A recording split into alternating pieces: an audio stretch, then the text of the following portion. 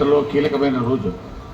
హైదరాబాద్ సంస్థానం భారత యూనియన్లో చేరి నేటికి 77 సంవత్సరాలు పూర్తి చేసుకొని 78వ సంవత్సరంలోకి అడుగెడుతున్నటువంటి శుభ సందర్భంగా హాజరైన ప్రజాప్రతినిధులు, అధికారులు, అనధికారులు, పాత్రికేయులు, ఉద్యమకారులకు, కార్మిక, కర్షక, విద్యార్థులకు, జిల్లా ప్రజలందరికీ శుభాకాంక్షలు. నేడు ఈ స్వేచ్ఛ, స్వతంత్రం మన సొంతం కావడానికి ఎంతోమంది ఈ గడ్డ మీద అసమాన త్యాగాలు చేశారు. ఆనాటి త్యాగాల ఫలితమే నేటి తెలంగాణ అభివృద్ధికి నాంది పలికింది.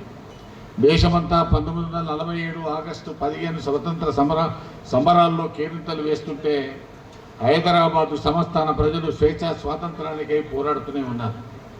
బ్రిటన్ పార్లమెంట్ ఆమోదించిన ఇండియా ఇండిపెండెన్స్ యాక్ట్ సంస్థానాల విలీనం విషయంలో స్వతంత్రంగా ఉండడమా లేదా భారతదేశంలో లేదా పాకిస్తాన్లో విలీనం కావడానికి అవకాశం కల్పించింది. దేశవ్యాప్తంగా 565 సంస్థానాలు ఉండగా మెజార్టీ సంస్థానాలు భారతదేశంలో విలీనమయ్యాయి. కానీ జూనాగఢ్, కాశ్మీర్, హైదరాబాద్ సంస్థానాలు విలీనం కాలేదు. అయితే హైదరాబాద్ సంస్థానం 16 జిల్లాలతో తెలుగు, మరాఠీ, కన్నడ భాషల మిశ్రమ సంస్కృతులతో కూడిన సంస్థానంగా ఉన్నది. హైదరాబాద్ సంస్థానం స్వతంత్రంగా ఉంటుందని నిజాం రాజు ప్రకటించారు.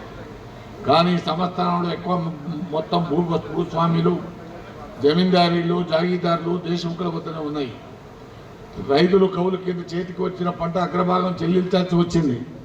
85% ప్రజలు మాట్లాడే స్థానిక భాషపై నిరాధారణ, ప్రజల అణచివేత, వెట్టి చాకరీ, బానిసత్వం కొనసాగింది. మరోవైపు ప్రైవేట్ సైన్యం మరియు రజాకార్ల దమనకాండ కొనసాగింది. కనీస హక్కుల కోసం దోపిడీ, దౌర్జన్యాలను ఎదిరించి ప్రజలపై దాడులు మరియు దారుణాలు ఎక్కువ కావడంతో ప్రజలు ఎదురు తిరిగారు.